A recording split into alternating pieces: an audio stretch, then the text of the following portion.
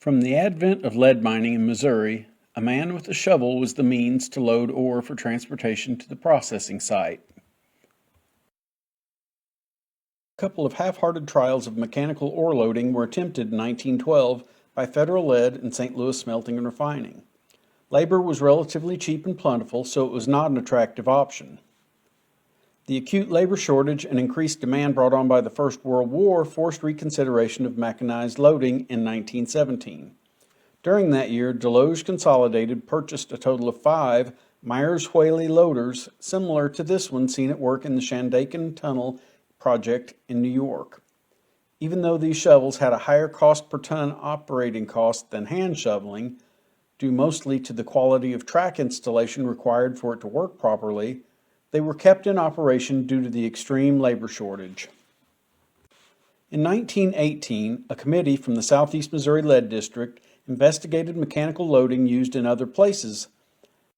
Federal Lead concluded that they would adapt a Keystone skimmer shovel for underground use. By February 1919, 4 Keystones were in service. By 1920, a total of 7 Keystones were in service in Missouri's lead belt.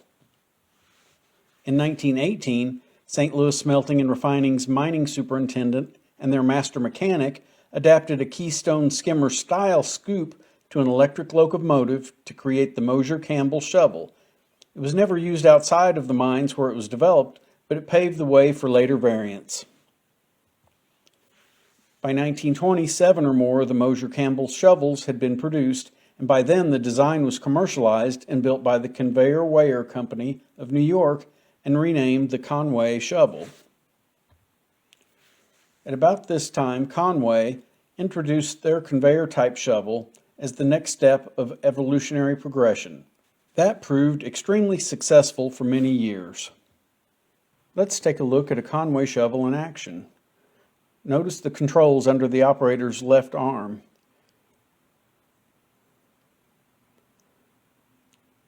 An individual ore car is coupled to the back of the Conway shovel during the loading process.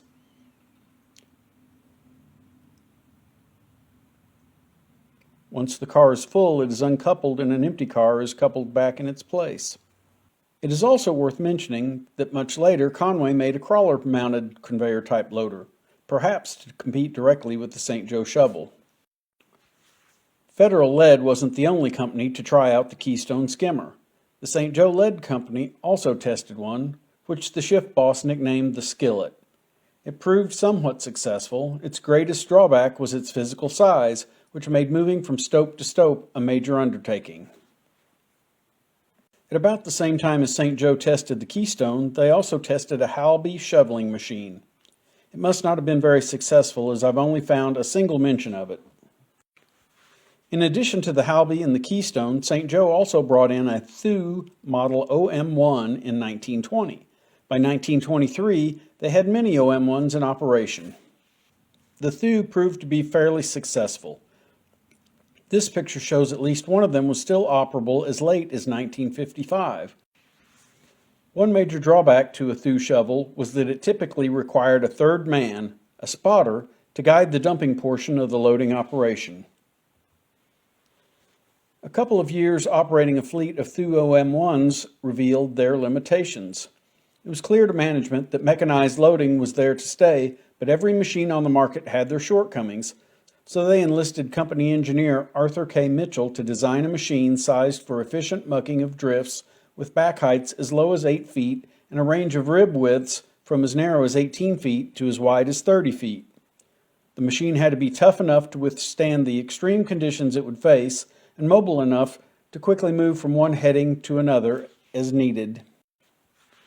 Mitchell worked with Thew Shovel Company engineer Emery J. Wilson to design the St. Joe shovel.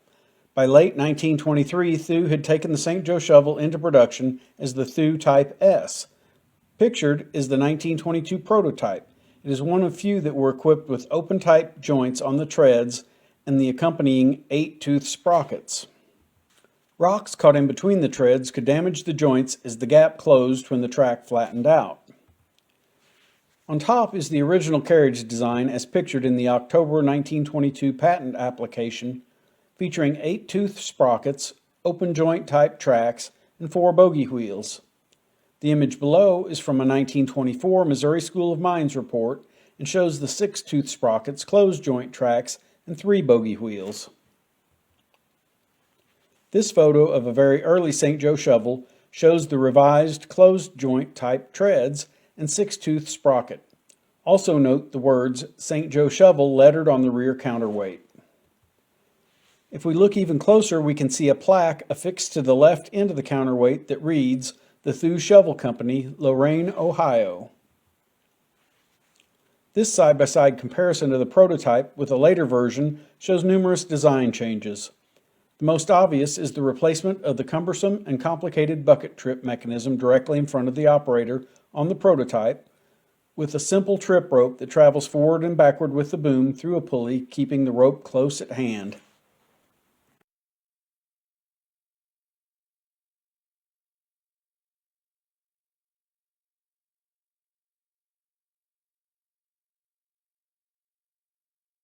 Let's watch as the St. Joe shovel loads an ore car.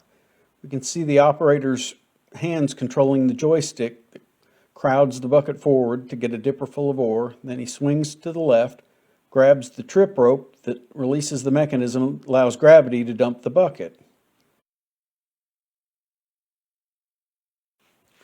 This scene was staged for the production of a promotional film in 1948 that the preceding clips were copied from.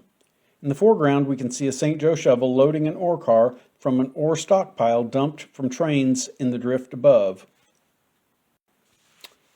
Here is a shovel about to be loaded onto a rail car for transport. Notice how the A-frame has been lowered to clear trolley wires. An early St. Joe shovel riding on a specialized rail car to be moved elsewhere in the mine. A very early St. Joe shovel loading an ore car. It is equipped with the revised closed hinged crawler treads.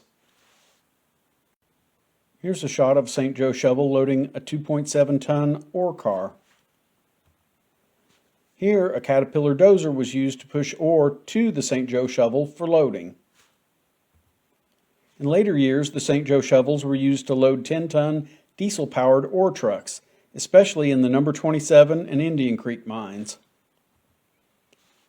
Here, a St. Joe shovel loads a shuttle car with ore, and the shuttle car would then travel to a place where its moving apron would unload the ore into train cars.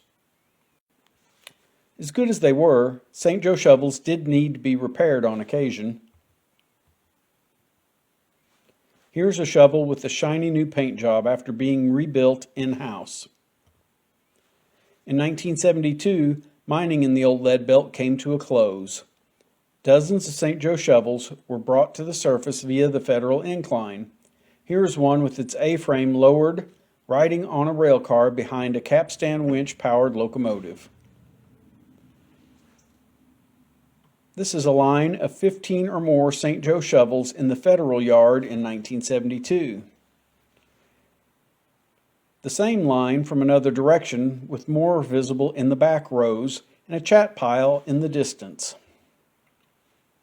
Several St. Joe shovels survive today.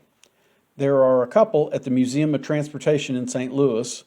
There's one in a Bonne Terre, Missouri City Park, one at the Bonne Terre Mine, one in the Viburnum, Missouri City Park, and the one pictured, that used to reside at the St. Joe office in Viburnum, which now can be seen at the entrance to the Buick mine site.